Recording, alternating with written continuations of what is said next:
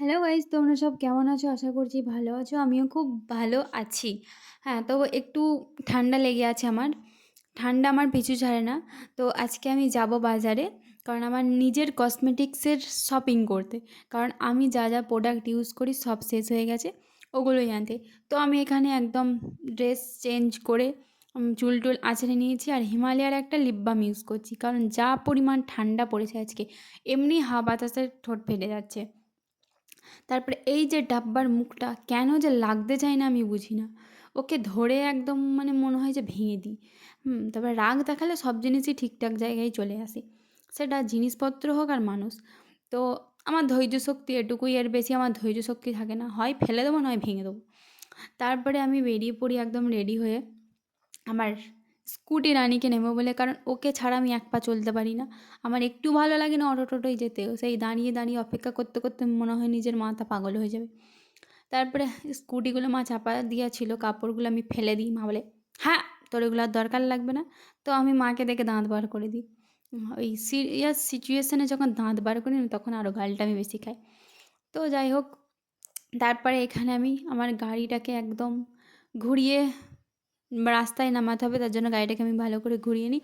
আর এই যে আমার মা আমাকে কানপট্টিটা এনে বলে, পর নাহলে কানে ঠান্ডা লাগবে, আরও গালটা ফুলবে, কারণ আমার এক সাইডের গালটা হালকা ফুলেছে। তারপরে আমরা ওখান থেকে বার হয়ে চলে আসি। এই যে আমাদের রাস্তা, পুকুর পাড়। আর এত পরিমাণে কুয়াশা ছিল, ফোনে হয়তো এতটা বোঝা যাচ্ছে না, কিন্তু প্রচণ্ড পরিমাণে কুয়াশা ছিল। যেহেতু আমাদের এদিকে ধান চাষ মাঠের জায়গাটা হয়তো একটু বেশি ফাঁকা, তো ফাঁকা মাঠে আরও বেশি কুয়াশা। তো ওখান থেকে আমি চলে আসি কসমেটিক্সের দোকানে, কারণ আমার কসমেটিক্সের দোকানে আসাই মেন উদ্দেশ্য ছিল।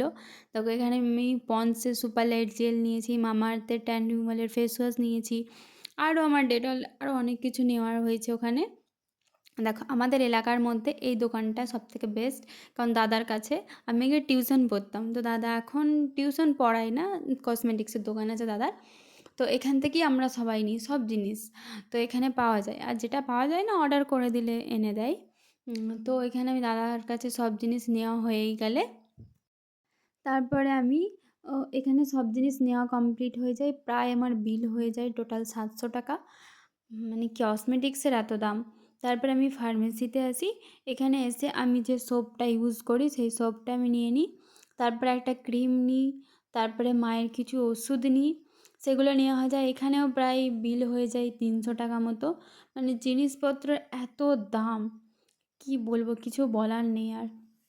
দিন দিন জিএসটি বাগেরা তো সব কিছুতে দাম হাই হয়ে যাচ্ছে। তারপরে ওখান থেকে আমি বার হয়ে পেমেন্ট করে চলে যাই মুদিখানার দোকানে, কারণ মায়ের কিছু আরও জিনিস নেওয়ার ছিল, সেগুলো আমাকে নিতে হবে। আমি তো ফোনে নোট করে নিয়েছিলাম, একটা যদি আমি ভুলতাম আমার মা আমাকে একদম বকে আলা হয়ে যেত, কারণ আমি দোকানে গেলেই ভুলে যাই কী নেওয়ার ছিল। তো এখানে আমি ডেটল নিই, ফটকিরি, আরও অনেক কিছু নিই এখানেও। সারাদিন এখান কি থেকে না কি নেওয়ার হাত পরে দিচ্ছি। আমরা চলে তো যাই একটা তারপরে আমরা রেস্টুরেন্টে, একটা সেখানে আমরা কিছু রেস্টুরেন্টে যাই, খাবার ওখান থেকে জিনিস রোল নিই। নিই। আর এই আর যে এই যে আমার বাড়ি এসে এই সামানপত্র কটা জিনিসে পুরো পুরো 700 আমার থেকে 800 800 টাকা টাকা আমার বেরিয়ে খরচা গেছে। হয়ে গেছে কী ভাই, আর কি বলবো। বলবো আর।